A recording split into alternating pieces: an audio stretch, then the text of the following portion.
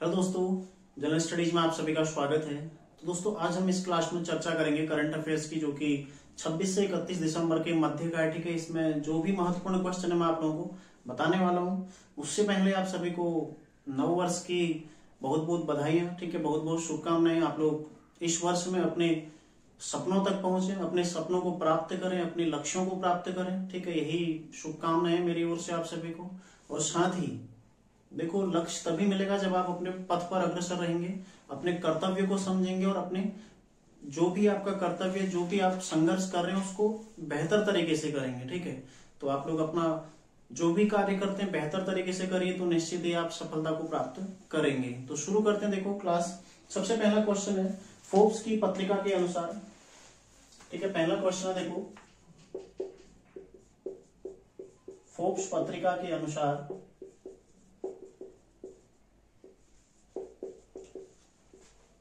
सर्वाधिक कमाई के मामले में, ठीक है, सर्वाधिक कमाई करने वाली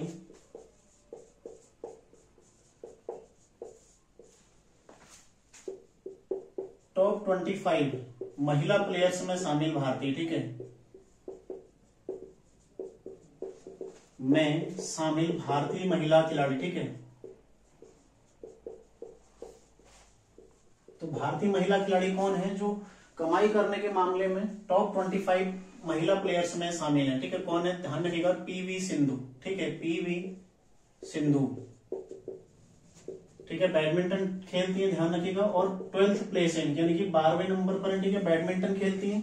और साल में कुछ महत्वपूर्ण बैडमिंटन टूर्नामेंट इनके द्वारा जीते गए, जिनमें संयद मोदी, ठीक है, स्विस ओपन, साथ ही इनके द्वारा राष्ट्रमंडल खेलों में भी स्वर्ण पदक जीता गया था। ठीक है, ध्यान रखिएगा, ये सर्वाधिक कमाई करने। इससे पहले आप लोग इसमें एक और चीज नोट कर लें, ठीक है, सर्वाधिक फीस लेने के मामले में, सर्वाधिक मैच फीस वाली, ठीक है, सर्वाधिक मैच फीस, तो कमाई नहीं होगा इसमें, सर्वाधिक मैच फीस वाली, ठीक है, सर्वाधिक मैच फीस, ठीक है, सर्वाधिक फीस लेने वाली जो प्लेयर है कौन है? पीवी सिंधु है, 12वें नंबर पर है फीस लेने के मामले में। ठीक है, ध्यान रखिएगा, 12वें नंबर पर है। अगला क्वेश्चन है, देखो अगला क्वेश्चन है नेपाल के नए प्रधानमंत्री, नेपाल के नए पीएम, ठीक है, कौन बने अभी हाल ही में? पुष्प कुमार दहल। ठीक है, पुष्प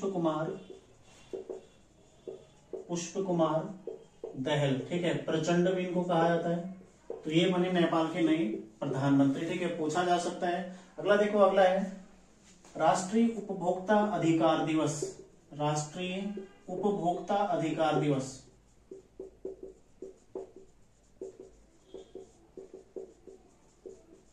कब मनाया जाता है? 24 दिसंबर को। ठीक है, 24 दिसंबर को मनाया जाता है। अंतर्राष्ट्रीय उपभोक्ता अधिकार दिवस कब मनाया जाता है? यदि अंतर्राष्ट्रीय की बात करें, ठीक है, अंतर्राष्ट्रीय की बात करें तो ये मनाया जाता है 15 मार्च। ठीक है, 15 मार्च। तो दोनों आपने अलग अलग ध्यान रखना है, क्वेश्चन इनसे लगातार बन सकता है। ठीक है, अगला क्वेश्चन देखो, जो इस हफ्ते में महत्वपूर्ण दिवस मनाया गया था, ठीक है, 25 दिसंबर, कौन सा मनाया गया था? सुशासन दिवस। ठीक है, सुशासन दिवस, जो कि किसके जन्मदिन पर मनाया जाता है? अटल बिहारी वाजपेयी। ठीक है, और एक 26 दिसंबर को पहला वीर बाल दिवस। ठीक है, पहला वीर बाल दिवस कब मनाया गया? ये भी ध्यान रखना आप लोगों ने, कब मनाया गया? 26 दिसंबर। ठीक है, 26 दिसंबर को पहला वीर बाल दिवस मनाया गया। ठीक है, एक चीज आप लोग और नोट कर लीजिएगा, ठीक है, जो राष्ट्रीय उपभोक्ता अधिकार दिवस है 24 दिसंबर को मनाया गया था, जो कि 2000 से मनाया गया। ठीक है, 2000 से मनाया जा रहा है, ध्यान रखिएगा। ठीक है, जो राष्ट्रीय उपभोक्ता अधिकार दिवस है 2000 से मनाया जा रहा है। और 2022 में यानी कि इसी वर्ष, मतलब 2022 में, बीते वर्ष में राइट टू रिपेयर पोर्टल, ठीक है, राइट टू रिपेयर पोर्टल, ठीक है, लॉन्च किया गया है। किसके द्वारा लॉन्च किया गया? उपभोक्ता मंत्रालय द्वारा। ठीक है, तो राष्ट्रीय उपभोक्ता अधिकार दिवस के अवसर पर राइट टू रिपेयर पोर्टल किसके द्वारा लॉन्च किया गया 2022 में? उपभोक्ता मंत्रालय द्वारा, उपभोक्ता मंत्रालय, ठीक है, उपभोक्ता मंत्रालय द्वारा इसको लॉन्च किया गया। ठीक है, ध्यान रखिएगा आप लोग। अगला क्वेश्चन देखते हैं। अगला क्वेश्चन लिखो, भारत में पहली, ठीक है, भारत में पहली बार इसका आयोजन हो रहा है विश्व टेबल टेनिस प्रतियोगिता। ठीक है, विश्व टेबल टेनिस, ठीक है, ध्यान रखिएगा, टेबल टेनिस प्रतियोगिता प्रतियोगिता, ठीक है, इसका आयोजन कब होगा? 2023 की फरवरी में, ठीक है, फरवरी 2023 में इसका आयोजन होगा। तो भारत में इसका पहली बार आयोजन हो रहा है, ध्यान रखिएगा आप लोग, ठीक है, भारत में इसका पहली बार आयोजन हो रहा है। तो विश्व टेबल टेनिस प्रतियोगिता जो है फरवरी 2023 में इसका आयोजन होगा, आप लोगों ने ध्यान रखना, ठीक है। और आयोजन कहाँ होगा? गोवा में, ठीक है, गोवा में आयोजन। तो यूकेपीएससी इस तरह के क्वेश्चन आपसे लगातार पूछता रहता है, ठीक है, तो आप लोगों ने ध्यान रखना है इसको। अगला देखो, रविंद्रनाथ टैगोर साहित्य अकादमी पुरस्कार, रविंद्रनाथ टैगोर, ठीक है, रविंद्रनाथ टैगोर साहित्य अकादमी पुरस्कार, साहित्य अकादमी अवार्ड, ठीक है, 2021-22 किसको दिया गया है? 2021-22, ठीक है, किसको दिया गया? 3 व्यक्तियों को दिया गया है। इसमें देखो सबसे पहले सुदीप सेन, ठीक है, सुदीप सेन, सुदीप सेन, ठीक है। दूसरे व्यक्ति हैं इसमें शोभना कुमार, ठीक है, शोभना कुमार। और इसमें तीसरे कौन है? संजय के रॉय, ठीक है, संजय के रॉय, संजय के रॉय, इन तीनों को दिया गया। तो क्वेश्चन बन सकता है वर्ष 2021-22 के लिए निम्नलिखित में से किसे रविंद्रनाथ टैगोर साहित्य अकादमी अवार्ड से सम्मानित नहीं किया गया, ठीक है। तो 3 ऑप्शन आपको दे देगा, एक ऑप्शन कोई अन्य दे देगा, तो आप लोगों ने ध्यान रखना है वहां पर, ठीक है। अगला क्वेश्चन देखते हैं, देखो एक कानून आया अभी हाल ही में, ठीक है, कहां पर आया? देखो ट्रांसजेंडर कानून, ठीक है, ट्रांसजेंडर कानून किस देश में आया है? यूरोपीय कंट्री में आया है। किस यूरोपीय कंट्री में आया है? स्पेन, ठीक है, स्पेन में आया है, स्पेन द्वारा पारित किया गया। इसके अनुसार कोई भी 16 वर्ष से अधिक आयु का व्यक्ति, ठीक है, 16 वर्ष से अधिक आयु का व्यक्ति, अधिक आयु वाला, ठीक है, कोई भी आयु वाला क्या अपना जेंडर बदल सकता है, ठीक है, मतलब स्वतंत्र है, इसके लिए अधिकार है उसका। 16 वर्ष से अधिक आयु वाला कोई भी, ठीक है, वो अपना जेंडर बदल सकता है। कौन लाए इस कानून को? स्पेन द्वारा। और यदि आयु 16 से कम है, ठीक है, 14 से 16 वर्ष में, 14 से 16 वर्ष में, ठीक है, माता पिता की अनुमति से ऐसा कर सकता है, ठीक है, माता पिता की अनुमति से ऐसा कर सकता है, ठीक है, ध्यान रखिएगा आप लोग। अगला क्वेश्चन देखो, फिजी के नए प्रधानमंत्री, फिजी के नए प्रधानमंत्री, ठीक है, कौन बने? ये हैं सत्विनी राबुका, सित्विनी, ठीक है, सित्विनी राबुका, ये फिजी के नए प्रधानमंत्री बने, ध्यान रखिएगा आप लोग, ठीक है। अगला क्वेश्चन देखो, बम चक्रवात, हाल ही में बम चक्रवात से कौन प्रभावित रहा है? चक्रवात, ठीक है, बम चक्रवात, इससे कौन प्रभावित रहा है? एक तो अमेरिका और एक कनाडा, ठीक है, अमेरिका प्लस कनाडा, ठीक है, कनाडा। तो क्वेश्चन बनेगा यहां से, बम चक्रवात चूंकि क्या है? बर्फीला तूफान है, ठीक है, बर्फीला तूफान। और कौन प्रभावित रहा है इससे? बर्फीला तूफान है, ठीक है, कौन प्रभावित रहा है इससे? अमेरिका और कनाडा। और काफी मतलब तापमान इतना ज्यादा गिर गया, लगभग 40 डिग्री, -40 डिग्री, ठीक है, -30 से -40 डिग्री तक का यहाँ पर तापमान गिर गया, ठीक है। तो बम चक्रवात पूछा जाएगा क्वेश्चन पक्का, ठीक है, अमेरिका प्रभावित रहा है, तो क्वेश्चन यहाँ से बनता है। अगला देखो, अगला क्वेश्चन है, एक पुस्तक आई है हाल ही में, ठीक है, फोक्स इन द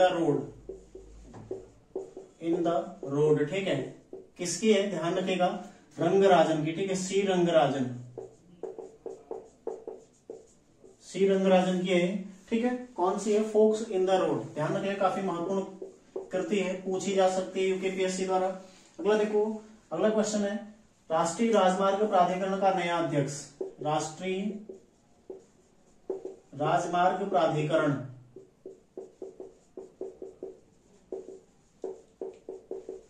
का नया अध्यक्ष किसको बनाया गया है? अभी संतोष कुमार यादव को, ठीक है, संतोष कुमार यादव,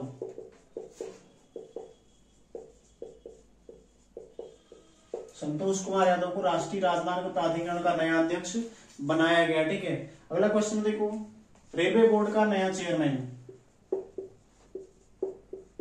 रेलवे बोर्ड का नया चेयरमैन प्लस सीईओ, ठीक है, मुख्य कार्यकारी अधिकारी, किसको बनाया गया है? अनिल कुमार लाहोटी को, ठीक है, अनिल कुमार लाहोटी, ठीक है, इनको बनाया गया है, ध्यान रखिएगा। एक एप्लीकेशन विकसित किया गया स्वस्थ गर्भ, ठीक है, स्वस्थ गर्भ, ये है एक एप्लीकेशन, ठीक है, ऐप है, किसके द्वारा विकसित किया गया है?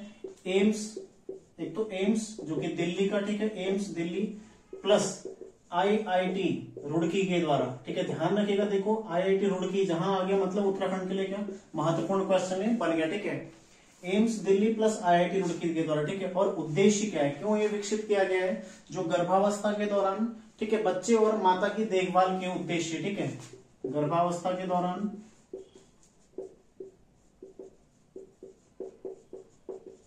जो गर्भस्थ शिशु है, ठीक है, बच्चे और माता की देखभाल हेतु,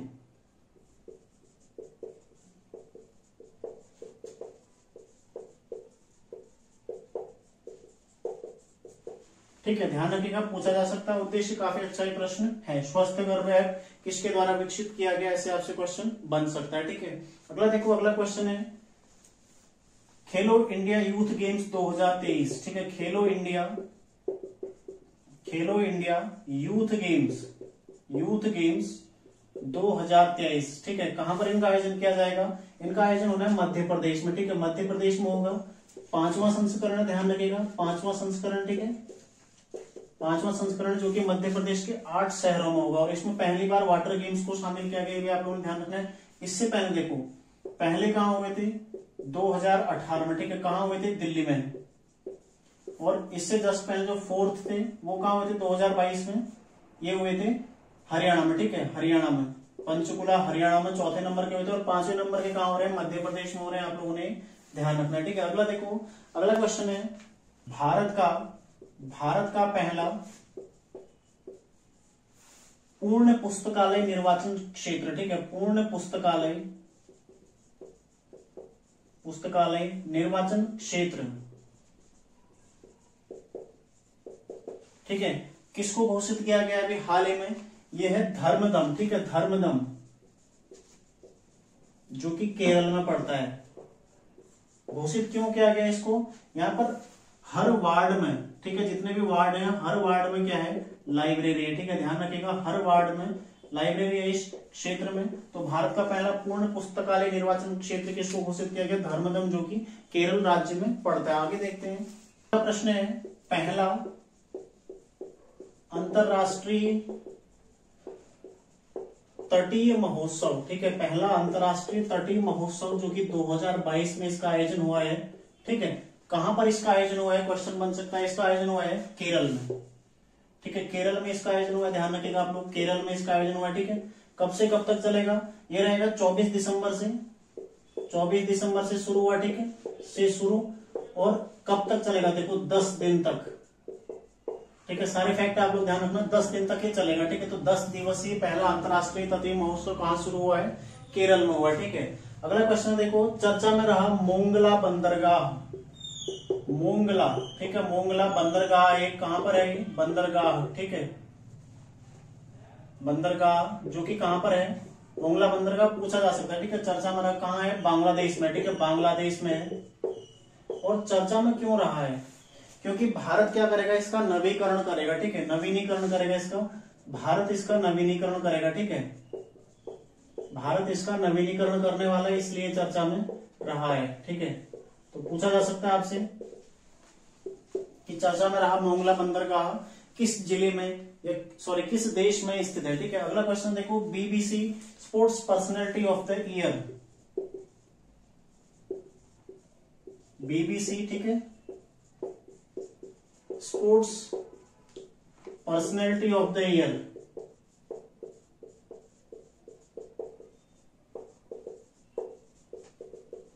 2022 किसको घोषित किया गया है? ये है देखो वेथ मीड, ठीक है, वेथ मीड जो कि क्या है? फुटबॉलर है, ठीक है, फुटबॉलर है, महिला फुटबॉलर है, कहां की? ब्रिटेन की, ठीक है, ब्रिटेन की है, ब्रिटेन की महिला फुटबॉलर, ठीक है, ध्यान रखिएगा, ब्रिटेन की महिला फुटबॉलर है बेथ मीड। इनको BBC sports personality of the year 2022 सम्मान से सम्मानित किया गया। अगला क्वेश्चन देखो, अगला है इंदिरा गांधी शांति निरस्त्रीकरण और विकास पुरस्कार 2022, ठीक है, इंदिरा गांधी शांति, ठीक है, निरस्त्रीकरण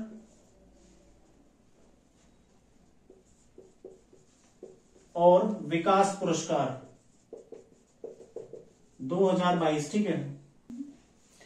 इंदिरा गांधी शांति, निरस्त्रीकरण और विकास पुरस्कार 2022, ठीक है, किसको दिया गया? देखो सर्वाधिक जो वर्तमान में कोविड काल के दौरान, ठीक है, सबसे ज्यादा महत्वपूर्ण योगदान किसका रहा है? एक तो इंडियन मेडिसिन एसोसिएशन, ठीक है, Indian medical association, Indian medical association, ठीक है,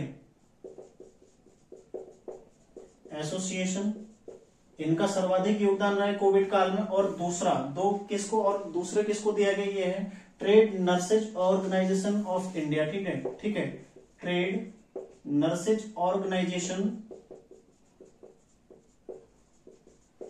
ऑफ इंडिया, ठीक है, इनको ये प्रदान किया गया। क्यों प्रदान किया गया है? ठीक है, क्यों प्रदान किया गया? तो इसमें आप लोग लिख लीजिएगा, कोविड काल में मानवता की सेवा हेतु, ठीक है, कोविड काल में मानवता की सेवा हेतु, ठीक है, मानवता की सेवा के लिए, ठीक है, दिया गया है।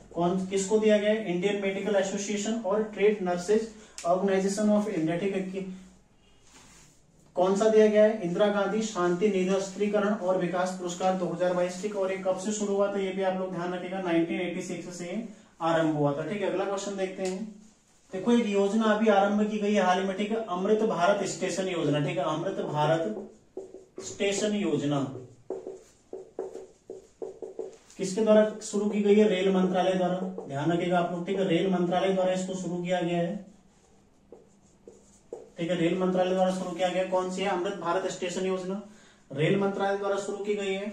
और महत्वपूर्ण क्यों है? ठीक है, जो भी भारत में 1000 प्लस, लगभग 1000 से ज्यादा संख्या में छोटे रेलवे स्टेशन है, ठीक है, छोटे रेलवे स्टेशन, छोटे स्टेशन, उनको विकसित करने के उद्देश्य से अमृत भारत स्टेशन योजना शुरू की गई है। इसमें क्या क्या किया जाएगा? देखो एक तो स्टेशन का जो प्लेटफॉर्म है उसको लंबा बनाया जाएगा, ठीक है, बड़ा प्लेटफॉर्म, इनमें मतलब एक तो बड़ा प्लेटफॉर्म बनाया जाएगा, ठीक है, बड़ा प्लेटफॉर्म,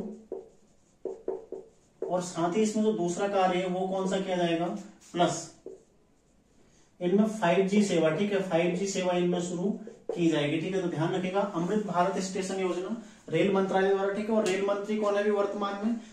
अश्विनी वैष्णव, ठीक है, उनके द्वारा इसको शुरू किया गया है। अगला देखो, अगला क्वेश्चन इसमें है, एक संगठन है, ठीक है, FSSAI के नए सीईओ, ठीक है, के नए सीईओ, ठीक है, किसको बनाया गया इनका नया सीईओ? गंजी कमला वी राव को, ठीक है, गंजी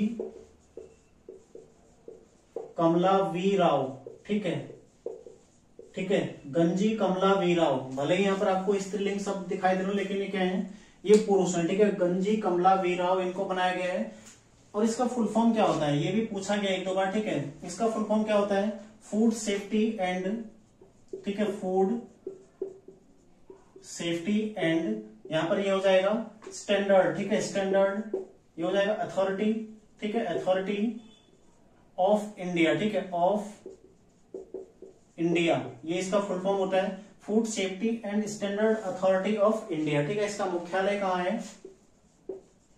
ध्यान रखिएगा, इसका मुख्यालय कहाँ है? नई दिल्ली में, ठीक है, नई दिल्ली में इसका मुख्यालय है। और किसको बनाया गया इसका नया सीईओ? गंजी कमला वी राव को इसका नया सीईओ बनाया गया, ठीक है। अगला क्वेश्चन देखते हैं, एक तकनीकी आई अभी RVM, ठीक है, RVM तकनीक सबसे पहले तो कौन लाया है? निर्वाचन आयोग द्वारा, ठीक है, निर्वाचन आयोग लाया है, ठीक है, आयोग द्वारा। ये है क्या? RVM क्या है? ये है रिमोट इलेक्ट्रॉनिक वोटिंग मशीन, ठीक है, रिमोट, ठीक है, remote electronic voting machine, electronic voting machine, ठीक है, ध्यान रखिएगा। इसका उद्देश्य क्या है? जो भी प्रवासी बाहर रह रहे हैं ना, तो होता क्या है, प्रचार चुनाव के दौरान वोट देने कोई घर आता नहीं है, मतलब बहुत कम ही ऐसे लोग हैं जो घर आ पाते हैं वोट देने के लिए, ठीक है। तो वो लोग अपने मत का प्रयोग अब दूर रहकर भी कर सकते हैं, अपने गृह निर्वाचन क्षेत्र में अपनी वोटिंग कर सकते हैं, ठीक है। तो ध्यान रखिए आप लोग, निर्वाचन आयोग द्वारा किसको? RVM को विकसित किया गया, जो कि क्या है? Remote electronic voting machine. और जो प्रवासी बाहर रह रहे हैं, अपने निर्वाचन क्षेत्र से बाहर रहने, ठीक है, निर्वाचन करने नहीं जा सकते हैं किन्हीं कारणों से, तो वो लोग यहां से अपना निर्वाचन कर सकते हैं, अपने मत का प्रयोग कर सकते हैं, ठीक है। तो क्वेश्चन ऐसे बन सकता है, हाल ही में प्रवासियों के निर्वाचन हेतु चुनाव आयोग द्वारा किस निम्न में से किस तकनीकी को विकसित किया गया, ठीक है। तो आरवीएम, आरएसएम, कुछ भी आपको ऑप्शन दे सकता है, ध्यान रखिएगा, ठीक है। कौन सी है? आरवीएम तकनीकी, जो कि निर्वाचन आयोग द्वारा शुरू की गई, ठीक है, और प्रवासियों के निर्वाचन से संबंधित है। तो क्वेश्चन बन सकता है इसमें, ठीक है। तो ये सारे प्रश्न आप लोग नोट कर लीजिएगा, काफी महत्वपूर्ण आपके जो आगे एग्जाम जो भी आप यूकेपीएससी की परीक्षाएं देंगे सभी में आपके लिए महत्वपूर्ण रहने वाला, ठीक है। विशेष तौर पर जो अभी क्लर्क की तैयारी कर रहे हैं, साथ ही समीक्षा अधिकारी वगैरह जो तैयारी कर रहे हैं, आप लोग तो नोट करना ही करना है, ठीक है। काफी महत्वपूर्ण क्वेश्चन है। तो मिलते हैं नेक्स्ट क्लास में, आप लोग तैयारी करते रहिए। धन्यवाद।